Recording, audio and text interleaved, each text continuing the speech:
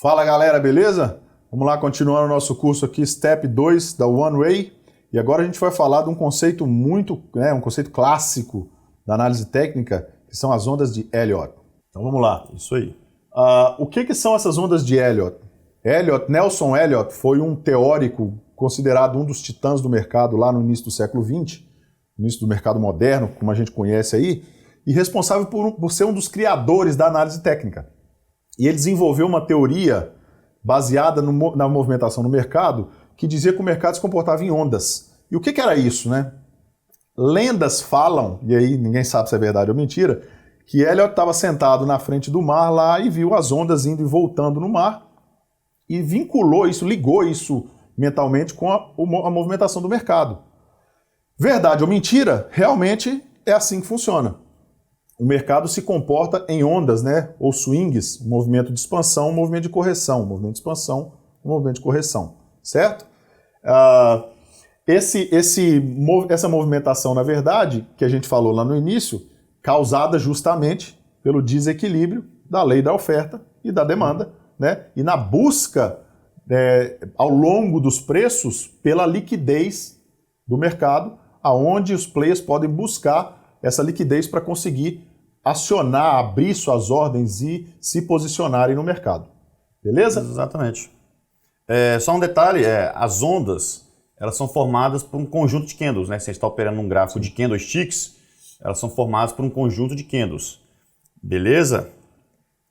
Então, as ondas de Elliott, né, elas são... Quando Elliott determinou essas ondas, ele usou uma teoria chamada teoria fractal, né, para compor a movimentação dessas ondas. Então essas movimentações elas tinham padrões definidos para serem válidos e para se formarem, né, que era o padrão da contagem de ondas que todo mundo fala aí, que é a teoria de Elliott pura. A teoria de Elliott é uma teoria muito complexa, né? É uma teoria de difícil leitura, por exemplo, né? Mas resumindo, né? Elliott dizia que os movimentos de expansão, as ondas crescentes, por exemplo, se fosse uma tendência de alta, os movimentos subiriam em 5 ondas crescentes e retrairiam em 3 ondas descendentes. Então eles falam que o mercado eles se movimentam em 1, 2, 3, 4, 5 movimentos de ondas crescentes e retraem em ABC. Então o padrão 5-3, né? São 5 ondas subindo e 3 ondas fazendo a correção. Se for uma tendência de baixa, é o contrário. São 5 ondas caindo e a correção na tendência de baixa é um movimento de alta. Então seriam 3 ondas subindo. Essa é o básico do básico do básico da teoria de Elliott. A gente não vai entrar nos pormenores aqui na teoria de Elliott, porque também não faz muito parte do nosso operacional. A gente não fica muito preocupado com essas contagens de onda. Mas os elliotistas aí adoram esse negócio e quem sabe realmente usar esse detalhe a fundo, essa teoria, realmente faz um diferencial no mercado aí. Mas não está incluso no nosso operacional. A gente está botando isso aqui só como um contexto mais para vocês verem realmente o que existe no mercado aí. O que vocês vão precisar saber são 2 conceitos da validade das ondas, porque lá na frente, quando a gente for determinar plotagem de Fibonacci, essas coisas todas, e mostrar para vocês a teoria fractal que está no próximo slide aí, vocês vão ter que entender essa dinâmica, né? Mas contar efetivamente as ondas, uma coisa um pouco controversa aí, que talvez vocês podem buscar na literatura aí, que vocês vão ter a teoria de Elliott inteira exposta para vocês aí.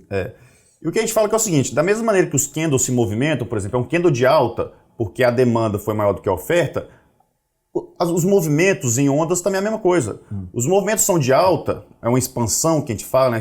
O movimento é uma expansão, quando a demanda é maior do que a oferta, ou seja, os preços sobem. Os preços recuam por quê? Porque nesse caso a oferta foi maior do que a demanda, então os preços caem. Depois entra de novo a demanda, sendo maior do que a oferta, entra uma força compradora, os preços sobem mais. Depois a força compradora sai de cena, entra uma força vendedora, os preços caem. Então os preços se movimentam em ondas exatamente pelo desequilíbrio entre oferta e demanda, da mesma maneira que o Felipe falou. E outra coisa que acontece muito, igual está escrito aqui na parte de baixo do slide, segundo essa teoria, os investidores coletivamente movem-se em função do otimismo ou do pessimismo em sequências naturais. ao longo do tempo, obedecendo uma espécie de psicologia em massa. Quando a gente for falar das 4 fases do mercado, quando a gente for entrar no assunto de estruturas do mercado, a gente vai entrar bem a fundo disso aqui, para falar da parte de psicologia do mercado, como os players se posicionam, né? Quando está numa tendência de alta, numa tendência de baixa, como esse comportamento afeta a grande maioria, né? E aí vocês vão entender mais a fundo o que o Bruno está dizendo sobre essa questão, né? Da correção do preço, ser um tipo de teste ao longo daquela movimentação do mercado. Isso aí vai ser tudo contextualizado. Por isso que eu estou falando que é mais importante entender a teoria para depois a gente contextualizar ela. Exatamente.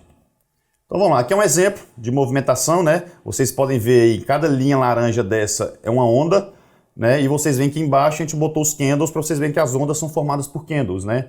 Isso aqui é um movimento aleatório que a gente pegou só para vocês verem que os candles vão formando os movimentos aí. Assim, basicamente a teoria, sem criar uma complexidade maior nela, você tem uma tendência de alta, ela vai ter que respeitar esses extremos do movimento, de acordo com Elliott, né? E quando ele vai inverter, ele vai romper esses movimentos na direção oposta. Acho que é o próximo slide. Não, mais para frente. É justamente isso, né? Ou seja, essas ondas que o Elliott dizia, elas criavam justamente a formação de topos e fundos, que são máximas e mínimas, ascendentes ou descendentes. Então, na teoria, e eu vou mudar um pouquinho isso depois para falar sobre canais de tendência e tudo, mas a teoria básica é o seguinte: uma tendência de alta tem topos e fundos ascendentes. Estão subindo, ó. Isso. E a tendência de baixa tem topos e fundos descendentes. Estão caindo. Respeitando essa sequência, respeitando essa dinâmica e respeitando essas regiões que vão formar no price action básico suporte e resistências. Esse é o próximo assunto. Isso. Então, só para fechar aqui, ó. Então, no movimento de alta, nós temos topos, que são os extremos dos movimentos de alta, e temos os fundos, que são os extremos do movimento de baixa, né? Os preços vinham caindo, a hora que ele reverte, ele deixa um fundo. Os preços vinham subindo, a hora que ele reverte, ele deixa um topo. Beleza, galera? Isso é simples, é claro e é visual. Exatamente. Beleza? Então, vamos lá. Agora a gente vai passar para outra teoria, né? Que é o Down, que é um dos outro titã, né, do mercado. Charles Down. Junto com Elliott, junto com Gann, junto com Wyckoff. E o que ele dizia? Né? Ele dizia que os preços descontam tudo. O que é isso? O que é os preços descontam tudo? Ele diz que no gráfico você consegue ver tudo que acontece no mercado em geral. Então, por exemplo, sai uma notícia, você consegue ver pelos preços do gráfico, pela movimentação. Né? Aconteceu qualquer coisa, uma manipulação, igual a gente vai ensinar para vocês, o gráfico te mostra isso. Então, os preços descontam tudo. Você não precisa ficar atento a diversas outras coisas, não. Se você conseguir ler o gráfico, você vai conseguir pegar todos esses acontecimentos através da leitura dos preços.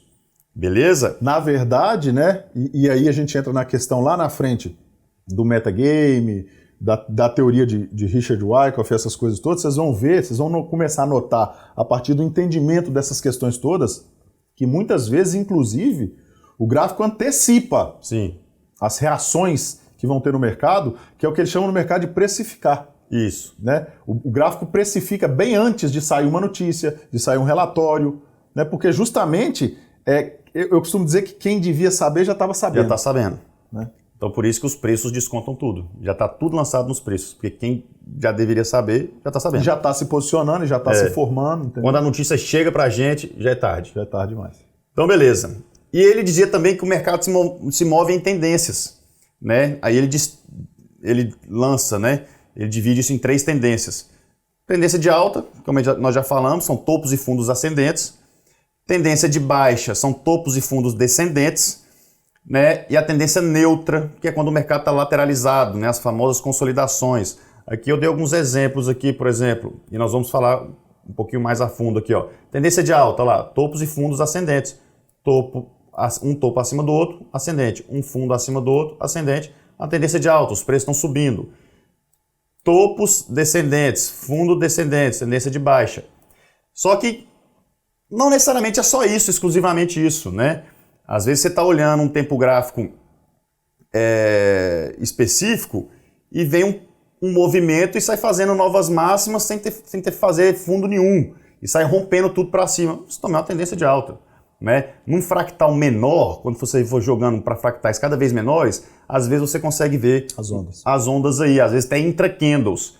Mas, dependendo do tempo gráfico que você tiver, muitas vezes você não vai ver as ondas se formando. Vai ser simplesmente um movimento saindo rompendo tudo, que não deixa de ser uma tendência. Né? E a tendência neutra que ele fala, tem que ter muito cuidado. Não necessariamente os preços vão ficar de ladinho, bonitinho, assim, ó, igual tá aqui, ó. Entre uma máxima e uma mínima, o preço se comporta de uma maneira igual. Não necessariamente. O preço pode estar fazendo novas máximas ascendentes, topos ascendentes, só que ao mesmo tempo está fazendo fundos descendentes. Então o pessoal pensa, pô, você está fazendo topos ascendentes, é uma tendência de alta. Ah, mas você está fazendo fundos descendentes, é uma tendência de baixa. Isso é o quê? Isso é a consolidação. Né? É um padrão específico de consolidação que ele vai abrindo. Assim. Beleza, galera?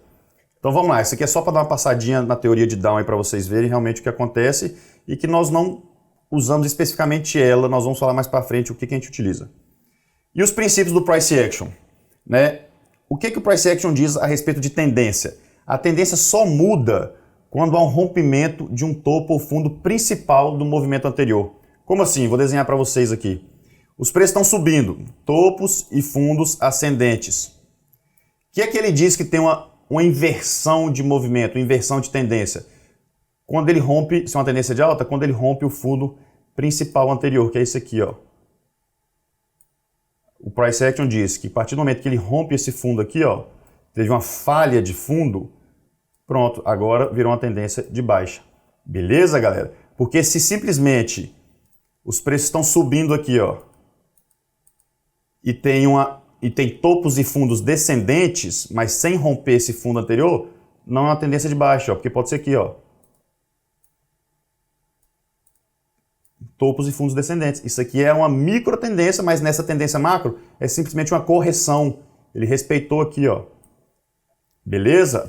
E esse desenho, esse design, é justamente o que era correspondente também à teoria de Elliott, né? Que era a teoria fractal, ou seja, dentro de uma expansão... Deixa eu desenhar. A gente vai falar isso mais pra frente também, mas... não, então deixa pra falar. Dentro de uma expansão aqui, ó, se for um fractal menor, você tem movimentos menores, entendeu? Aqui também. Da mesma maneira que isso aqui, se você jogar num tempo gráfico maior, isso aqui é só um movimento. Beleza, galera? Mas isso a gente vai falar um pouco mais pra frente. Legal. Outra coisa, que esse é um conceito muito bacana de Al Brooks, que é o quê? Eu gosto de chamar de gap de movimento, né? Que é quando os preços voltam para testar o candle de reversão que nós falamos, os candles gatilhos, né? Que, por exemplo, os preços estão caindo. Vou desenhar aqui, os preços estão caindo. Aí forma um candle de reversão aqui, ó. Deixa eu botar um quadradinho aqui. Pronto, vamos fingir que isso aqui é um candle de reversão. Beleza? Depois, quando os preços saem daqui, muitas das vezes eles voltam a testar aqui, ó, essa máxima desse candle aqui, ó. Isso aqui, ó, o Brooks dizia que está fechando esse gap, né? Funciona muito. Muitas das vezes isso aqui a gente usa como ponto de entrada nas operações em determinados contextos, né?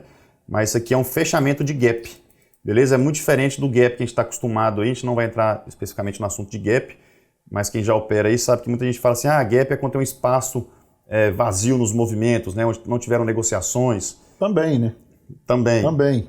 Mas muitas vezes tem vários tipos de gap de exaustão, gap de não sei o que, de continuidade, mas a gente não vai entrar nesse assunto. Já o Brooks dizia que esse era um tipo específico de gap que não necessariamente tinha um buraco aqui no meio dos movimentos, mas os movimentos vinham para testar os candles gatilhos, né? Esses candles que faziam as reversões. E vocês vão ver que de toda maneira, né, esse retorno, que é esse fechamento de gap de movimento, ele volta na questão da teoria de testar, oferta, testar, demanda. Isso. Né? Nada mais é do que os preços virem, nesse caso aqui, os preços virem testar a demanda. Isso. Para depois continuar subindo.